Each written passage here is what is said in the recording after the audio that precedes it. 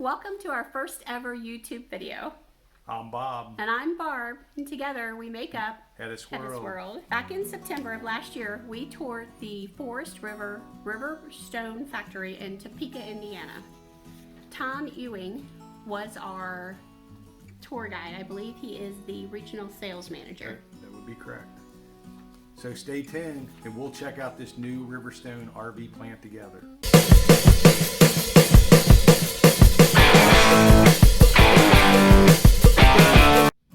We have been searching for about 4 years for the ideal RV for us. Currently, we live in a sticks and stone house.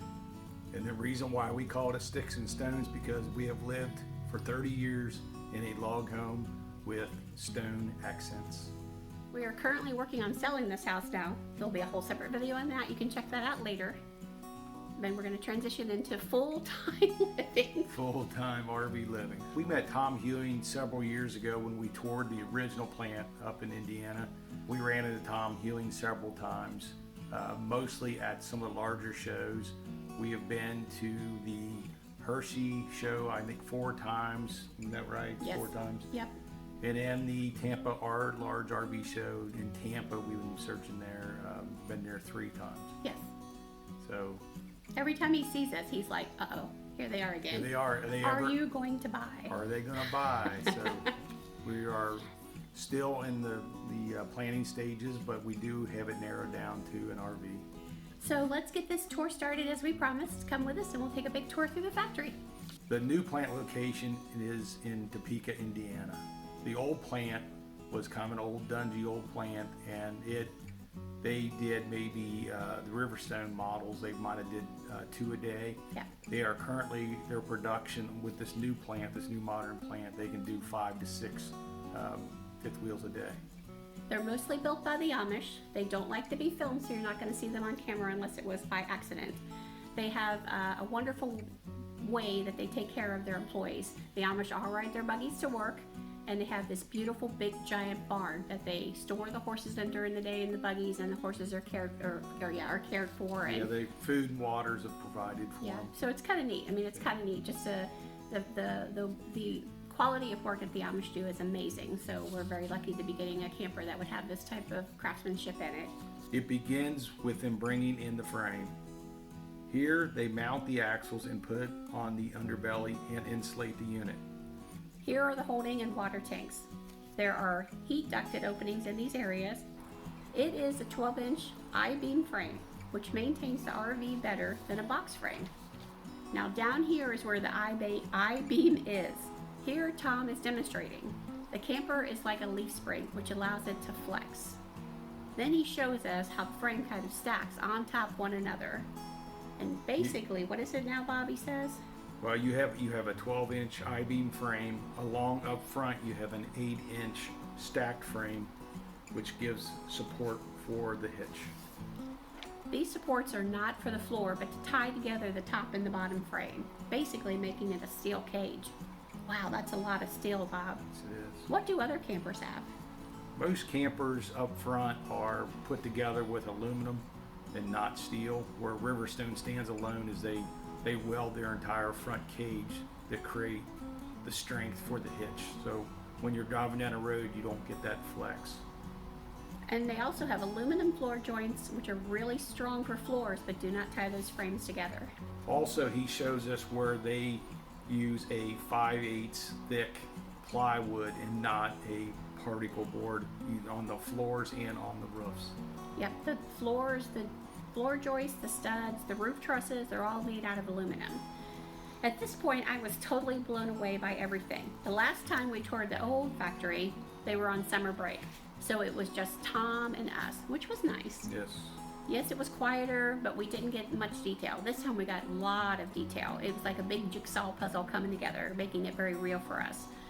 Now here is the exciting part of what we're looking at and what makes our camper special. We have chosen to order, once we sell our house, a 39 FKTH legacy version of the Riverstone Forest River.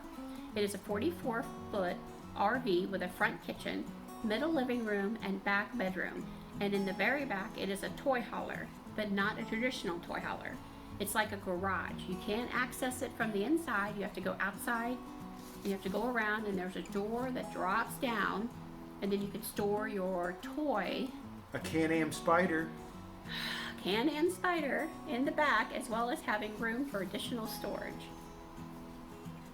The bed is above the toy hauler. Like Barb said earlier, it's not a traditional back garage where you have access. The bed will raise up and lower to allow you to access your toy. So you go from a 59-inch height when the bed is in the down position to an 84-inch height when the garage is in its up position. Why, I guess people are going to ask, why did you choose Forest River? There are other models that have this same kind of garage. Why is it important for us that why do we love this so much? Well, going to other camper shows, we did tour other competitors with the same type of garage setup. Because of Forest River, Riverstone's construction, we decided the competitors, we talked to some of the manufacturers at the shows, and the dimensions of their box in the back will not hold our Can-Am Spider. And I know you're going to make that garage like a garage, right? Yes, we are going to take the garage and mount cabinetry in there and hooks to mount our bicycles along with our big toy. The tour continues with the battery compartment. In this compartment, there are room for up to 4 batteries. We are going to put in 200 amp lithium ion batteries in this compartment.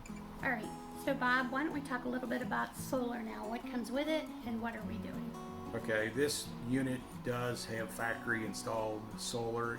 This unit does come with 1 solar panel and a solar controller. It does have one panel that's just 180 watts, but we are opting up for the 3 panels total, which gives us a 540 watts of total power. We learned that the Trail Air hitch is an option, not an automatic thing, but most people end up choosing that. This is where Riverstone is unique from most manufacturers. They use a 3-inch thick sidewall, which has regular bat insulation. Along with this, they are able to put outlets in the walls themselves, where most traditional campers, they have to put them on the outsides, not in the slides. Something else to note too, not just the outlets, but even the windows. They're able to recess the windows all into the wall, so it looks very residential on the inside. Next, we are going over the wet bag where the water and the cable comes in. This unit is equipped with a Go Power 15-watt inverter, which will run the refrigerator, the theater seats, and the television set when not plugged into shore power.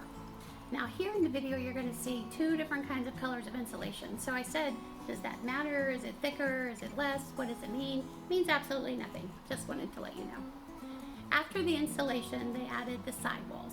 It is all held together with a Sikaflex glue. The roof is made of Dyflex. It is a non-fleece backed TPO membrane from Dicor, the RV roofing experts. Do I sound smart when I read that? Yes, you do. Okay, I totally looked that up. Basically, it's a vinyl rubber blend.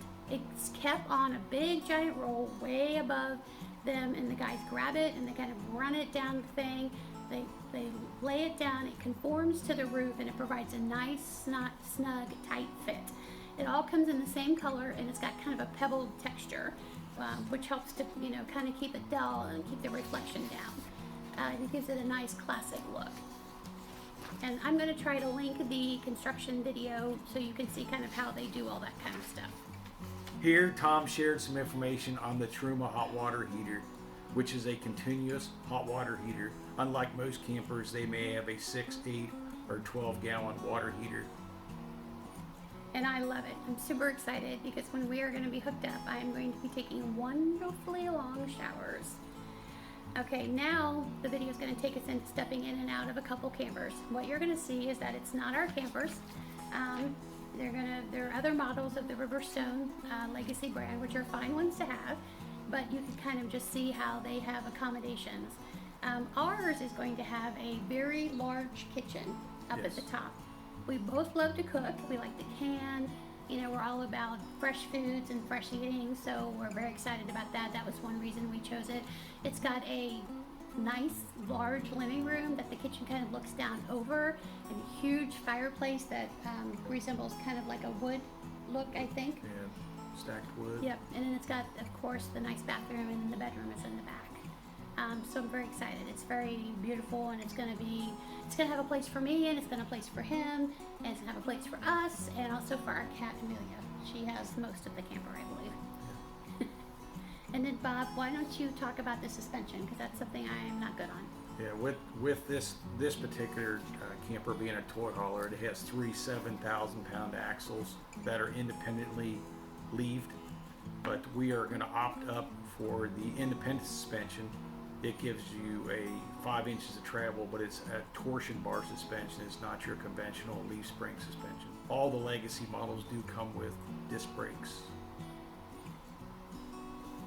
Now, once they have it mostly assembled, if they're missing any parts, they wheel it outside and they hold it on the lot till all the parts come in, and then they get it assembled for the new owner. Yeah, after the tour, we sat down with Tom and had a little bit of questions and answers. And one of the things we wanted to ask him, if we could make any changes on the camper as it's being built. He told us that if we would contact him during production, that we could make some minor changes, maybe an outlet here, or adding something minor. As long as no engineers are involved, you can make some tweaks to the production line while it's being built. Then he took us upstairs and he took us to his office, and he did provide us with a lot of details, paperwork on colors and flooring and pricing and packages and stuff like that. And then Bob, what did he say? How long does it take for, like, once we order it, we sit down with the sales guy, we order it, we fill everything out, we send it in, how long? Normally with the dealer, he said that it would take somewhere between 8 and 12 weeks to have it built. So this pretty much ends the tour. All right, we just toured Riverstone with Tom Ewing, who's an actually wonderful, nice guy. What did you think? I loved it. Yeah, we got a lot of information. Super fun guy. And to me, it seems like it's top of the line. I mean, it's just one of the best ones to have. As far as I'm concerned, I'm convinced that the Riverstone 339 FKTH is going to be our model. All right, well, we thank you for watching. We hope you enjoyed the video. And remember, we're Hedis World, so come travel In our world.